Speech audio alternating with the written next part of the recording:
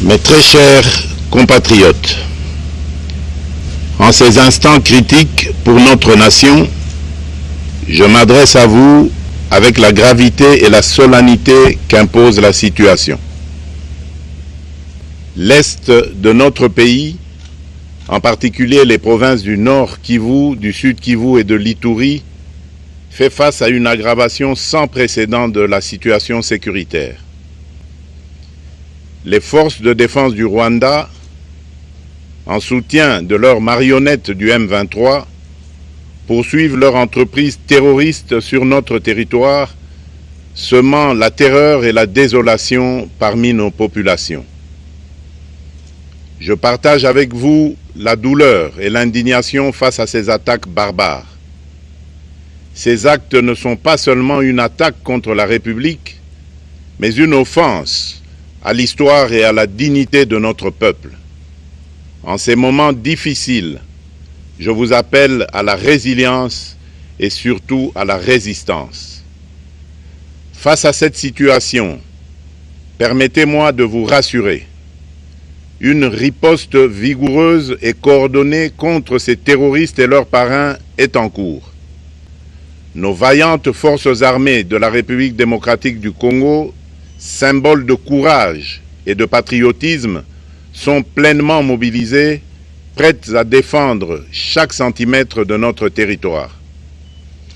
J'ai personnellement convoqué et présidé des réunions de crise avec une équipe restreinte du gouvernement, le haut commandement militaire ainsi qu'une réunion interinstitutionnelle afin d'évaluer les récents développements de la situation et de lever les options pour repousser les agresseurs et reconquérir chaque parcelle de notre territoire. À cet effet, j'ai nommé ce 28 janvier le général-major Évariste Somo Kakule au poste de gouverneur militaire du Nord Kivu pour renforcer la coordination des opérations militaires et restaurer l'autorité de l'État. Parallèlement, nous avons engagé d'importantes démarches diplomatiques, notamment au sein du Conseil de sécurité des Nations Unies, ainsi que dans le cadre du processus de paix de Luanda, auquel nous restons pleinement engagés malgré les obstacles. Nous privilégions la voie du dialogue, mais toujours avec lucidité, tout en restant fermement résolus à défendre notre territoire et notre souveraineté par tous les moyens nécessaires. Mais ce combat n'est pas seulement celui des FARDC. C'est le combat de tout un peuple, le combat de notre identité congolaise, afin de léguer aux générations futures un pays prospère et en paix. À tous nos compatriotes, dans chaque province, chaque ville, chaque territoire et chaque village, ainsi que ceux de la diaspora, sans distinction d'appartenance ethnique ou politique, unissons nos efforts. Apportons un soutien indéfectible, moral et matériel à nos vaillants soldats. Mobilisons-nous comme un seul homme pour défendre notre souveraineté et sauvegarder notre intégrité territoriale. Je suis pleinement conscient des souffrances de nos compatriotes qui fuient les hostilités. Le gouvernement est instruit d'activer le plan d'urgence humanitaire pour venir en aide aux déplacés. À vous, habitants de Goma et des environs, je ressens profondément votre douleur qui est aussi la mienne. Elle traverse nos cœurs et nos âmes en tant que fils et filles d'une même patrie. Mais face à cette épreuve, je vous exhorte à puiser dans cette force intérieure qui fait la grandeur du peuple congolais. Résistez avec courage. Faites preuve de vigilance constante et gardez votre calme malgré l'adversité. Sachez que nous ne sommes pas restés inactifs. Des plans de contingence sont préparés pour assurer la protection de la population civile et prévenir toute escalade de la violence. Les dispositifs de sécurité ont été renforcés pour protéger les zones stratégiques et nous travaillons sans relâche pour garantir le fonctionnement des services essentiels. Je tiens à rendre un hommage solennel à tous ceux qui ont payé le prix ultime dans cette lutte pour notre dignité et notre souveraineté. J'ai une pensée pieuse pour le général-major Peter Chirimwami, gouverneur militaire du Nord Kivu, tombé les armes à la main. Je m'incline avec respect devant la mémoire de tous nos militaires et de tous les Wazalendo tombés sur le champ d'honneur. Je pense aussi aux soldats de la mission de la communauté de développement d'Afrique australe, la SAMI DRC, qui combattent à nos côtés, aux casques bleus de la MONUSCO, qui ont sacrifié leur vie pour la paix, ainsi qu'aux innombrables civils victimes de la barbarie ennemie. Leur courage et leur sacrifice ne seront jamais oubliés, et nous portons leur flambeau avec la ferme détermination d'achever leur noble combat. Je voudrais ici interpeller directement la communauté internationale et l'Union africaine. Le Rwanda continue de violer ouvertement et sans scrupule les principes fondamentaux de la Charte des Nations Unies ainsi que les accords régionaux.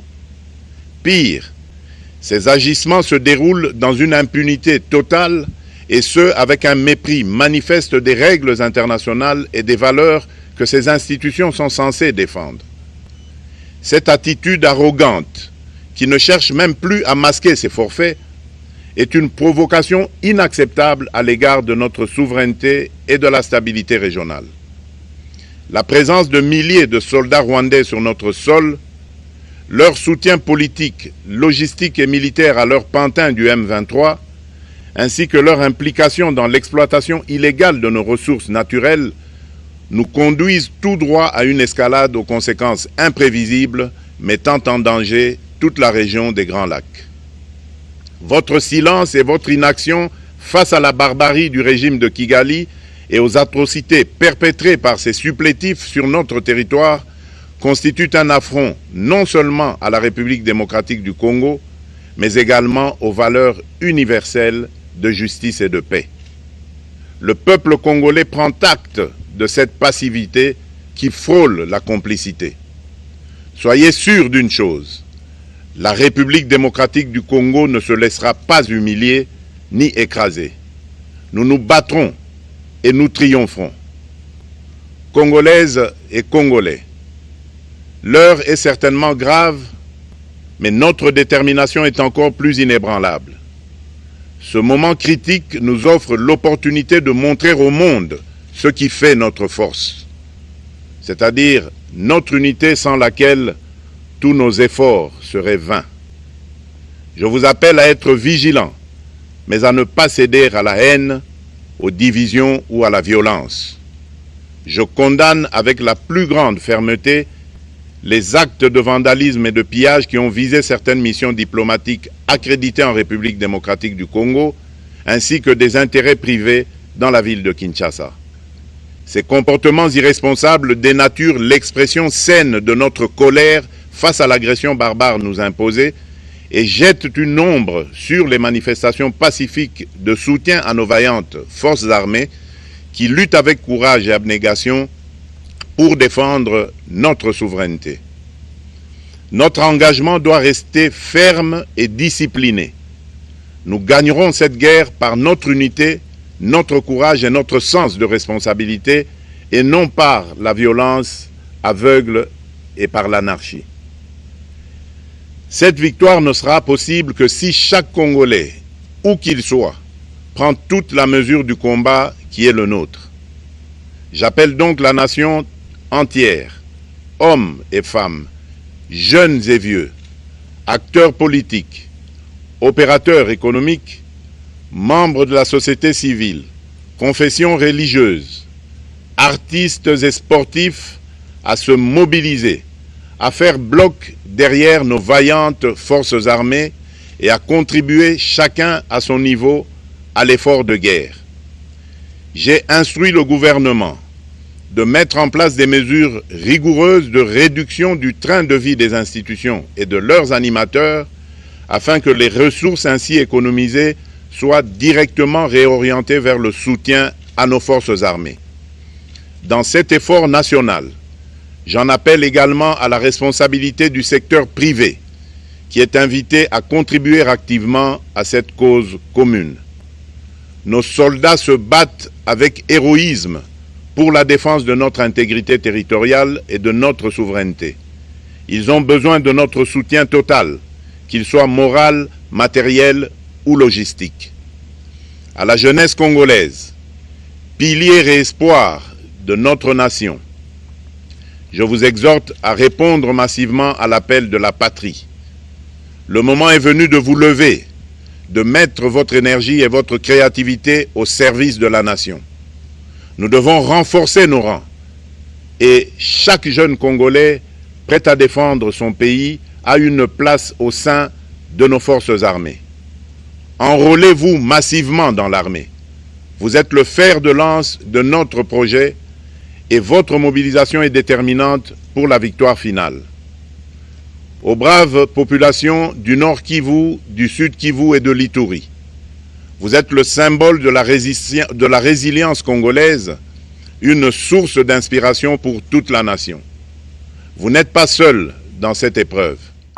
La République tout entière se tient à vos côtés, unis dans l'espoir et la lutte. Ensemble, nous ferons face et surmonterons cette épreuve. À nos vaillantes forces armées et aux vaillants patriotes Wazalendo, véritables sentinelles de la souveraineté nationale, je rends un hommage appuyé et vous exprime au nom de toute la République notre reconnaissance infinie et notre fierté inébranlable. Votre bravoure, votre discipline et votre engagement sans faille inspirent et mobilisent tout un peuple déterminé à défendre son territoire. Sachez-le, la République ne vous abandonnera jamais. Votre combat est le nôtre et vos sacrifices ne seront jamais oubliés. Vous incarnez l'honneur de la nation congolaise. À tous mes compatriotes, d'ici et de la diaspora, la République démocratique du Congo ne pliera pas. La République démocratique du Congo ne reculera pas. Je ne vous abandonnerai jamais. J'en fais ici le serment. Le soleil n'a pas cessé de briller sur notre patrie. Ensemble, main dans la main, nous surmonterons cette tempête et nous ouvrirons une ère nouvelle de paix et de prospérité pour les générations futures. Que Dieu bénisse la République démocratique du Congo et son peuple. Je vous remercie.